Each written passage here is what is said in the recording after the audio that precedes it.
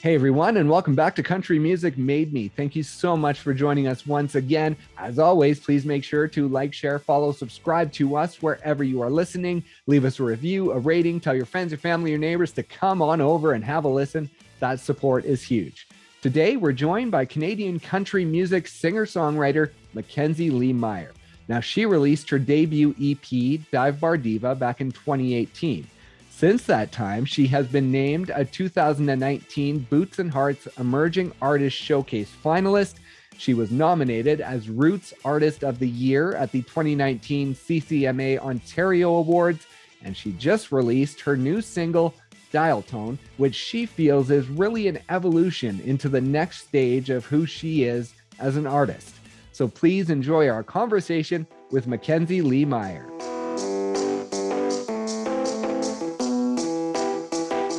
This is probably your most upbeat and sassy song that you have released so far. And I know that you've mentioned the new music you're working on right now has that same feel to it. And so did you come in to this project, to this single, to the new music with that thought of wanting to do something more upbeat and maybe something a little more radio friendly? I don't know. Honestly, I feel like it was less of a goal and more of just what I noticed was coming out of me in 2020 and 2021 as far as the songs I was kind of writing goes, which is nice because you're right, it does kind of suit the radio element, as slow songs kind of tend to get chucked just because people are kind of hoping to hear that kind of upbeat party country. But it wasn't intentional. Yeah, it kind of just happened by accident. And the EP as well is kind of leaning more towards that sassy, upbeat vibe. And yeah, I guess that's just what I'm feeling right now. I don't know. And as far as co-writes go, in the past, were there as many co-writes? Are you doing more co-writing now on your new material? Yeah, I would say I am. And I don't know if it's because I just didn't want to back then. I almost think it's just because I didn't know as many people to write with back then. Definitely over the last couple of years, I've kind of gotten to know more people in the country community, at some of our CMAO awards, and just kind of at the awards in general. And yeah, I've kind of found people that I really clicked with and I think would write well with, and kind of tested the waters with some other writers. And yeah, so it's kind of like a happy accident of just kind of growing up in the scene, I guess I would say. Right. And I know you've mentioned before that a co-writer that you have had in the past, I can't remember which song it's on, is your dad. He has a line or two in one of your songs. And I heard you mention that he sort of has the poet brain, and that might be where you get it from. And so talk about that song and his influence that he has had, even when you were young. Yeah, my dad's gonna love this. So my dad is a poet, not by profession, but he's always, he's a published poet. And he's always kind of been able to kind of think lyrically that way. And when I was first starting out, I was writing this song called "Hope You're Lonely," which is another pretty sassy one. And my dad kind of saw me struggling to kind of come up with a second verse, and out of nowhere, he just shows up to the piano where I was kind of writing at. I was in high school, lived at home, and he is like, "Hey, I have these lyrics. What do you think about this for your third verse of this?" And I'm like, "Oh, these are actually really good lyrics." So yes, my dad Larry technically has a co-write on "Hope You're Lonely" on the second verse part. So yeah, but I think you're right. I think I get the kind of poet mind from him for sure. And then I know your mom, I believe you have mentioned, she has been very involved with your music, and she even picked a single. I don't know if it was Dial Tone or if it was a single before that, but she's involved in more of the business side of things, maybe. Yeah, so she definitely has been a huge help for me kind of getting my career off the ground. If I need any sort of support at all, I just go right to my mom. And yes, she picked Dial Tone. I had Dial Tone and a couple others that I'd written, and my mom's like, "This is your song. Sorry, you don't get to choose." And I'm like, "Oh, okay." But I think she chose well. I really love this song, and it seems like it's getting a good feedback so far. So Yeah, go mom. exactly. That's awesome. And so you picked up piano pretty early. right? Yeah. Probably about, I guess I'd say I took lessons at like 7. I was kind of fiddling around on piano a few years earlier than that, but yeah, pretty early. Okay. And so was music something that was around the house? Like, did your parents play piano, or did you just sort of have it around the house as a set piece? You know what? I do not come from kind of like a musical family whatsoever. If you heard if you heard my family sing happy birthday, you would know exactly what I mean. But my grandma had an organ at her house that when I was really little, I guess I would kind of noodle on and really liked doing. So my parents ended Okay. up getting a piano for our house, and that's when they kind of decided to put me in lessons because I was interested in it's seemingly interested in kind of noodling around on that. And when did the songwriting begin for you then? I guess like two different times, and I'll explain what I mean. Before I was singing, because I kind of started by playing piano, I was writing little, I guess I would call them etudes, which are like little short piano songs. Oh, Probably when I okay. was about like 8 or 9, just like short things. Like I've never loved practicing piano, but I've always really loved, my teachers hated that, but I've always really loved like playing and like learning songs that I could listen to or just kind of make up songs. So that started pretty early for me. And I think around 14 is when I wrote my first song with lyrics and singing. And I honestly credit American Idol for making me start to sing because I just loved, we watched it a lot in my house growing up, and I just loved the idea of doing that. So I'm like, oh, I gotta sing, Okay. or I think that's what happened. I honestly don't know what kind of switched me from just playing piano to actually singing and playing piano. Right. And what was that first song? You talk about that first song you wrote. Do you remember it and what it was and everything? Oh yeah. I mean, it'll never ever get displayed to the public. Like I'm sure everyone's first song, but yeah, I think it was called Hold Me Tight. And it was just like I don't know, a piano, me singing and playing piano. I think I was like mad at the guy I was dating or something. Like I don't know, like it's one of those songs, but yes, I remember it completely. That is awesome. And I saw a post on your Instagram. You had posted like a flashback Friday or whatever it is. And it was for National Siblings Day. And you had a video of you, and I assume it was your sister since it was for National Siblings Day. And it looked like she was musical as well in that video. So does she follow along that line as well? You know what? My sister, who can sing really well, never like really loved music. It's so funny. She's just like a natural singer. And back when we kind of both lived at my parents' house, we would sing together because I kind of liked singing harmony. She liked singing. We kind of just did like a little sister thing, but she's never pursued it in the same way I have. But I kind of miss getting to do that stuff with her. I almost wish she did a little more. Right. And so it was natural for her. Did singing come natural for you as well when you started to take it on more and more? Mm, I think so. I mean, it's kind of hard. I definitely never had a moment where I felt like I was struggling to kind of do what I needed to, but it's kind of hard to say. You know, I hadn't taken formal vocal lessons until I went to Humber, and like when you do that, you kind of learn like where your flaws are vocally. I'm like, oh, okay, Right. maybe I should like learn a bit more technique. Um, but I could always sing what I wanted to sing as far as like performing songs go. So I guess it came naturally. I honestly don't know. Okay. And what about the guitar? When did that come about for you? Oh, definitely not as early as singing or piano. When I went to Humber, I formed a band, like a country band. I just started getting into country then when I was about 19, 20. And Okay. I didn't want to hire a fifth person to play like strumming acoustic guitar while I sang and I had a lead guy doing all the kind of lead stuff.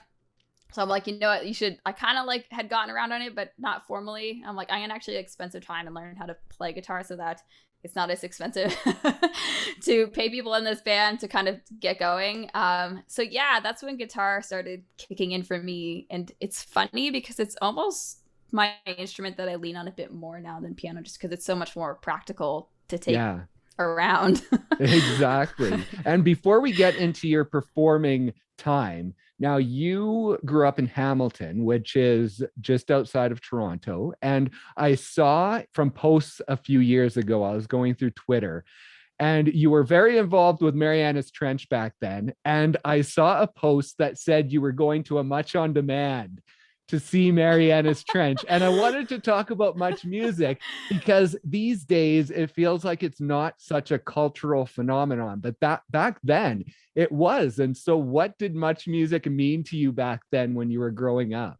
I loved Much Music. And I miss, you're right, that kind of like afternoon special where you could see your favorite band even if you weren't attending Much Music on TV and kind of check out what's like new and coming. Yeah, it meant a lot to me. I wish we still had some sort of resource now that was like really common on television for artists to be able to put their music onto, because I learned about so much more new music, being able to see some new videos from people and kind of that type of thing. And that's just not as available to us anymore. But that's how I found out about Mariana's Trench, is that I saw them on a Much Music episode and I'm like, oh my god, this band's awesome. And yes, I thought they were very awesome, maybe more than more people. But yeah, and I really miss those kind of outlets. But yeah, Much Music meant a lot to me. I will definitely say that. That's awesome. And now let's talk about that country band. You talk about that's when you got into country. So before that, was country really a thing? Like you mentioned, your parents weren't overly musical. So like, was there country music playing around the house when you were younger? Or was it really 19 or 20? It was just like a switch that went off like, oh, country music is really cool. Yeah, definitely didn't get it from my parents. My mom's into kind of like John Mayer type music. My dad's into like Lou Reed. Okay. So like stuff. So it was a weird collection of music at my house. I definitely heard a lot of very interesting music, maybe more than your average Joe from my dad. But it wasn't country. I didn't get into country until I didn't play country until I was 20, but I had friends in high school who were very, very into country. And at first you kind of hate it. You're like, oh, turn this off. And then you kind of get used to it. And then you end up kind of starting to like it. And that's kind of what ended up happening for me. But yeah, I would say kind of my friend group led me into that vein of country music. Right. And when you started playing, I know that the bar scene was a big thing for you starting out the first few years. And so what was your very first show as either a solo act or with that first band? Do you remember what your very first show was? I do actually, because it's hilarious. So I'd formed this band in the first year of Humber, and like we had just kind of started to get going towards the end of the year, and we had learned like 6 songs max, and a normal set's like 40 to 50 for kind of like a 4-hour period. That's kind of the standard for a bar. Right. So we learned our 6 songs. We were kind of like building up a repertoire. And then the roommate I had in first year, her uncle, who I don't really know why, was always kind of hanging out around on Saturday. They were kind of like family, was like local. And he asked our band if they wanted to play some private function they were doing. And I'm like, you know what? Like, sure. Like, we'd love to. But I'm going to be honest. Like, all we know is 6 songs and we're a country band. So, like, I don't know if we're ready for like an actual like gig yet. Right. And he's like, oh, like, no. Like, that's fine. Like, we have another band. We're going to alternate you guys. I'm like, okay. Like, we know 6 songs. So, sure. So we show up at this private function, and it's in the kind of like I wouldn't call it like an event space in a hotel, but like those rooms you can kind of rent out. Right. Yeah. So we set up, and how this gig went is they had us play 2 songs, take set break, had this like classically trained pianist play 2 songs, her set break, and then we came on for our 2, and it kind of alternated until the event was over, until we were out of music. And I was like, and it kind of makes me laugh to this day, because it was just such a funny moment for like our band to like have our first gig. Like, just like a weird setting. And I honestly don't think the people that were there were like country music fans. I think he just wanted some music and like people to kind of hang out and listen. So Right. yeah, that was my band's first gig. It was so weird, but a great time. I'll never forget it. And what year was that first gig was in? Ooh, I think that must have been 2014. I Okay. think, yeah. Because in 2013, you won the Hamilton Music Award Rise to Fame competition, right? Yeah, so that would, I guess that would technically be my first gig without a band. So that I did kind of do the Hamilton. We used to have a Hamilton Music Awards. R.I.P. I miss it. But yes, I did a few of those playing piano by myself. So yeah, I guess that would technically be my first gig. Right. And what were you playing during that competition? Was it country music? No. So I've entered it, or I had entered it a few times. The time that I won was with kind of my duet partner. We were in a band called Ash and Ember. I was wondering, yeah. Yeah, and we were doing kind of indie folk. So that's kind of probably what I would refer to it as. I was playing piano and cajon, and then he would play guitar. And then when I played piano, he played cajon, and we both sang. So yeah, I'd probably say like upbeat folk. Okay. And so that competition and then 2014 playing a gig with a band through that time and then throughout 2014, where was your headspace? Like, were you just sort of playing music for fun while in college, or did you really have the thought of this is what I want to do professionally? Yeah, it was kind of an interesting time because I was trying to grow as a musician as well. And for those who've been through the Humber program, know that it's very demanding, and it's hard to kind of be creative in that program while you're kind of trying to learn your theory and learn your training, kind of really study music. So when I joined that band was kind of for the sake of just like working as a musician, like a jobbing country band. But I knew going into that program, it was kind of a deciding factor in pursuing music that I wanted to be an artist. I've kind of always wanted to do, well, I guess before Humber, I'd always wanted to do country, and even through Humber, that's always been my thing. And then the people I met there and along the way have just kind of allowed me to really pursue that as a career. But yeah, I guess I would say I knew probably around the time of that Hamilton Music Awards stuff for me in 2017 to 2014 2013 era. Yeah.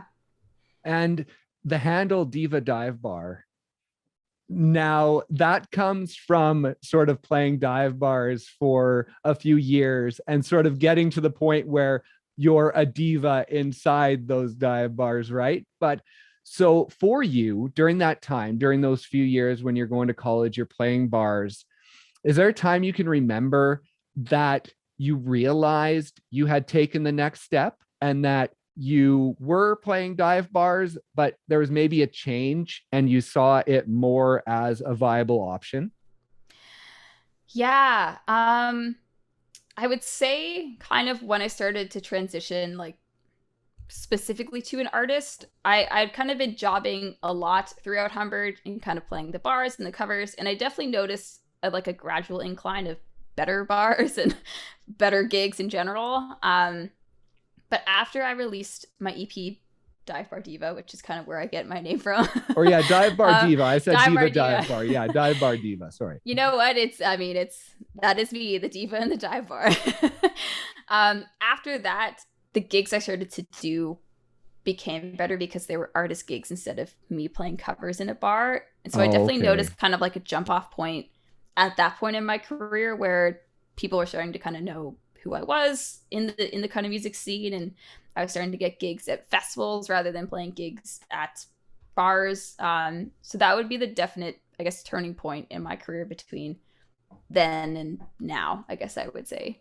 Right. And I skipped it. I forgot to talk about it, but a big part of your journey is the fact that before 16, you had really bad stage fright and you couldn't necessarily perform on a stage. Talk about that. And sort of at 16, the switch that went off that allowed you to overcome that. Yeah. you know what? Like I'm a hard introvert and I'm horribly shy, which doesn't always come across obviously when you're performing because you're performing. Yeah. But I really grew into being able to perform. It definitely wasn't one of those things that was very natural for me at first. And I think it was always just like the fear of, being received poorly was kind of always my preventer. But the kind of reason I had to kind of get over that is because my mom, who I know we talked about, has been helping out my career a lot, entered me, like my inaugural Hamilton Music Awards, entered me into that competition. And she's like, oh, you're probably not going to get in, but we'll enter you anyways. And then I ended up making the finals for that, where you had to perform on stage for people, and I'd never done that before. and I'm like, oh, like I guess I have to get over it. So I kind of just like practiced a lot, and it's just me and my piano, which is always a little nerve-wracking because you just have to think about playing and singing. And then honestly, like I probably looked like this the whole time, like kind of thinking about playing. But I enjoyed doing that so much that I kind of realized that I had to get over that fear, because it just wasn't like I want to do this, like I want to release music and be an artist, but you can't do that if you're afraid of being on stage. So yeah, I kind of threw myself right into the fire, and slowly, it's been a very, very slow climb to gotten to becoming like pretty natural on stage. But yeah, at 16, I just kind of threw myself right in there. Wow, that's amazing. And then I saw in February of 2016, did you take a trip down to Nashville? I did. You know what? That was in my third year at Humber, and we were all really into the show Nashville. Oh, okay. that was when it was like really big. And me and my friends who at the school were also songwriters and kind of into the country, I would say maybe like roots vein. We all kind of decided that we're like, hey, like we should go check out Nashville, see what we can get from there. And my one friend had a friend living down there who kind of gave us like a tour of all the spots that are cool. But yeah, like that was a pretty big turning point in my life, because it made me realize it's somewhere like I could live if I got to a point where I felt like I was just writing for a living, which was really cool, because until then I'm kind of like, oh, Nashville's just like a place, like it seems really far away. But yeah, it was a really cool trip for sure. Wow. And did you play the Bluebird Cafe or just go as a fan? Yeah, we ended up playing on the Monday night. They have kind of like a writers, I would call it like series, almost like a round, but not in, I guess, in order. Hard to explain. But yeah, we ended up getting in on the Monday night, myself and them. They were a duo. And yeah, that was so cool, because we'd watched it on TV and we're like, oh my God, the Bluebird Cafe, it's like such a spot. And yeah, it was honestly kind of a really cool moment. That is awesome. And I guess you're going down sort of as a vacation. So did you sort of get a feel for the business of things, the business of country music when you were there? Yeah, a bit. We definitely went for kind of the vacation because we had never been there before. We wanted to kind of get to know the city a bit better. But the friend that my friend knew who lived down there kind of brought us to more cool stuff than you would see if you were just kind of touring and going on vacation. So we did kind of get to learn where, oh, like this is Songwriters Row, like this is where kind of the music happens, this is where all the publishing companies are, and kind of the stuff that maybe you would see. And we learned about like what rooms are, I don't know, cooler than others. I guess that's a relative term. But yeah, so we learned a little bit of the business. I definitely have a long ways to go as far as kind of really knowing how that stuff works down there. But yeah, it was really cool to learn a little bit for sure. Of your years playing venues, I noticed there was one that recently shut down, the Corral Oshawa. And I wanted to ask you about that venue and just along your journey, what venues like that mean to you as a performer? I mean, they mean the world, because those are the places where I've kind of been paying my dues and learning how to perform and how to talk to an audience and kind of do all that stuff and really be a good entertainer. So yeah, the Oshawa Corral over the pandemic, where we've been losing a lot of these like really important venues that allow artists to kind of get their feet, or get on their feet, I guess I should say. And yeah, that sucks. You kind of wish I wish I had been able to go in there one more time and say bye to kind of all these spots that you really love. But yeah, it's a huge bummer that place closed, and I'm sure it won't be the only one over the course of the pandemic. Another one that I loved right before the pandemic was the Stampede Corral in Kitchener as well, that I kind of got my start at and just couldn't keep the doors open, unfortunately. But yeah, they're super important to artists who are kind of coming up. And so after those years of doing the bars, you're coming into your debut EP in 2018.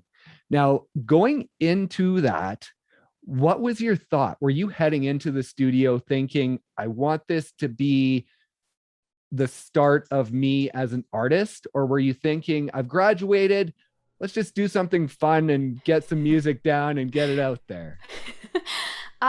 You know what? That Bar Diva EP is kind of like a culmination of who I was as I was kind of growing up in the scene in that kind of Humber period of my life. That EP is actually the product of Humber. In fourth year. The school has a professional studio, and that's your kind of fourth year EP. So they hire kind of a team for that. You kind of put a band together, and you kind of get to produce and record music. And for me, of course, other than the Ken Scott one that was recorded separately, I was really trying to show who I was in that moment, or who I, am as I kind of grown. But yeah, I don't know. It's kind of hard to say, but it definitely is. Those songs are a reflection of me, Dive Bar Diva, the girl who was busting her butt in the bar scene, but also really wanted to be an artist and was pursuing, music professionally. Yeah, and I'm proud of that little thing. And in 2019, Boots and Hearts, you were an emerging artist finalist. Now, that experience, was that the real catalyst? Was that the moment that showed you that being an artist was a possibility? Yeah, honestly, it was a huge moment in my career. It kind of was a stepping stone. I felt like I'd kind of been at this level, and then once I did that, I realized I kind of stepped up into another tier of artists. I mean, obviously there's kind of the little tier system I would almost refer to the scene as, but once that happened, people really started to know who I was. There's a lot of features for that. I know ET Canada did a big thing on all of the emerging artists, and that's press that I'd never had before in my life. And the stage itself, there's a bunch of dedicated fans to Boots and Hearts, just excited to hear music, even though, they don't know who we are as little indie artists. And that to me was a totally wild experience. And yeah, it made me feel like I deserved to be there, which I know a lot of the time as artists are kind of do we, I don't know, am I actually good enough to do this? It's we have a lot of hesitation about our art, I guess I would say. And yeah, that was a huge turning point moment for me, where I felt I have what it takes. Look at me, I'm at Boots and Hearts. And after that experience, you're coming out of Humber with the knowledge of music, the theory behind music. But when it comes to the business side, and after Boots and Hearts, and maybe that realization that, yes, this is what I want to do, that business side of things, is that overwhelming? It's definitely been an uphill climb into the business side. Humber did give me, there was kind of a music business incorporated in that program that definitely gave me a few starting point things, but I've had to kind of learn the business of it as I went, kind of talking to artists who were above me. How do they release music? What did they do when they released it? Marketing, advertising, etc. And I feel like I'm at a pretty good place with it now as far as an indie goes. But yes, it was a pretty big learning curve when all you've kind of known is performing. Right. So yeah, it was good. I mean, good knowledge. It's obviously I'd almost say the more important part, to know how to release the songs so people actually hear it. Yeah, but exactly. A big learning curve for me, for sure. And one of the songs that you released was Before You. Now, was that in 2020? Yeah, that you released that? That was a pandemic baby as well. And that was a huge song for you. It was your first song on the radio. Yeah. after 2 months of being out, it beat all your streaming numbers from all of 2019.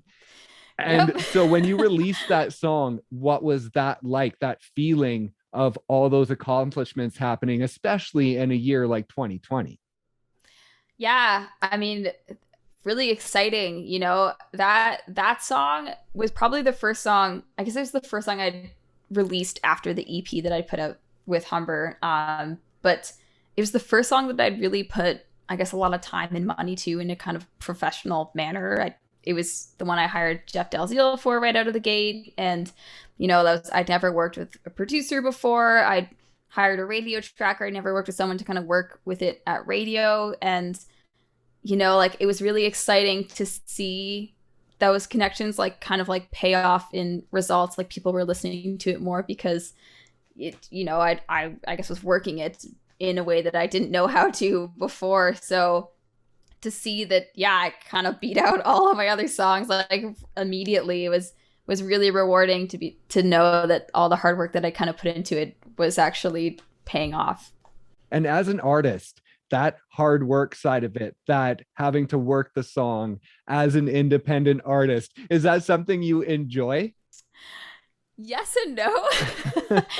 I mean, I'm a creative person, so I love doing like my web design stuff. I love doing photography and like single art stuff. I think that's really enjoyable.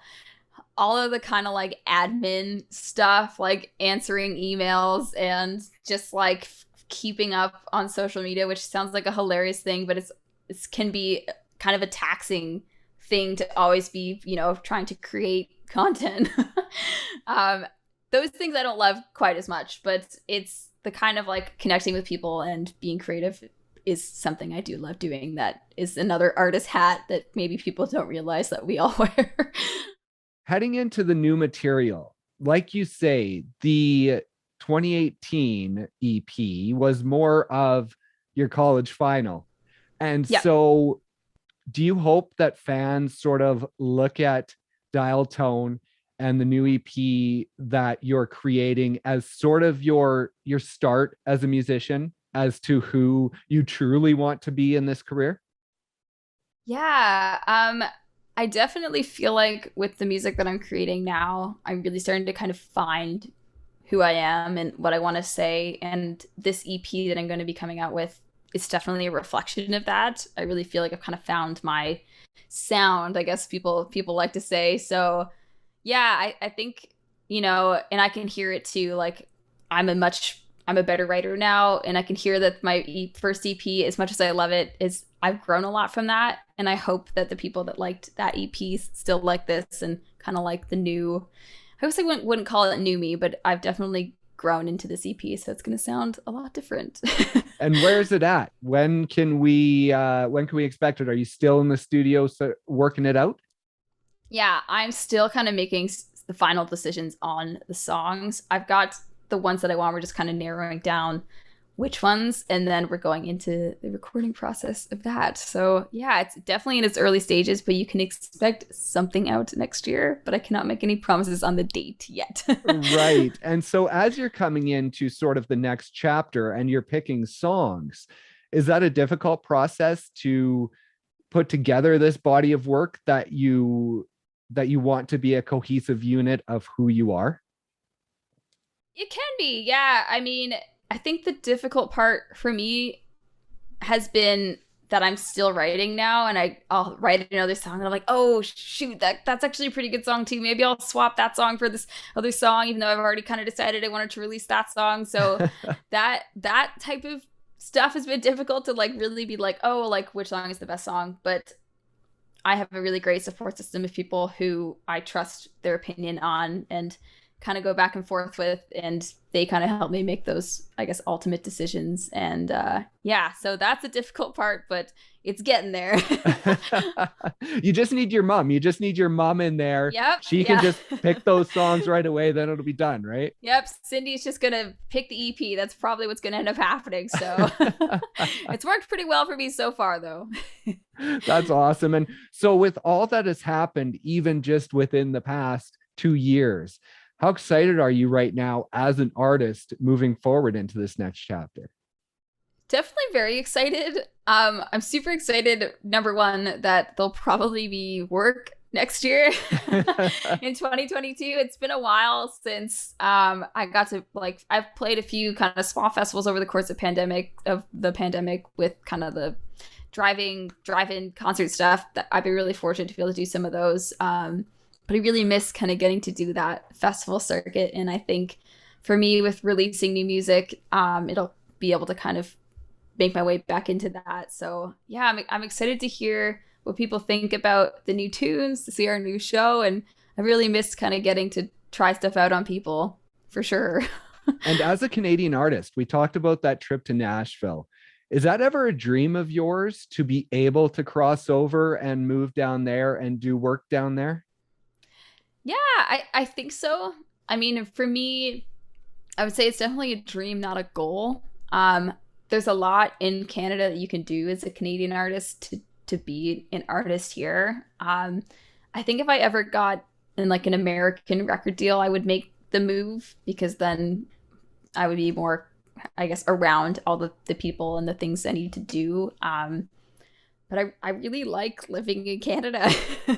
I know that kind of keeps you away from our kind of scene, which is also sort of down there. But yeah, I would say it's a dream, but not a goal. That is awesome. Well, congratulations on everything. We will look forward to the new music. For now, Dial Tone is the new single. People can check it out wherever they get their music. And is there thought, is it going to go to radio? Yeah, so we are looking at radio in the new year. But something kind of immediately to look forward to for people is a little music video for this one. So that will be coming out very soon.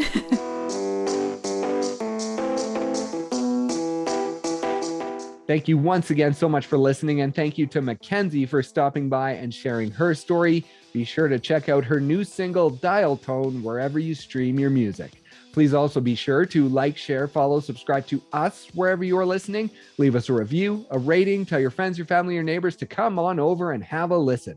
Thank you once again so much for listening, and we'll see you next time on Country Music Made Me.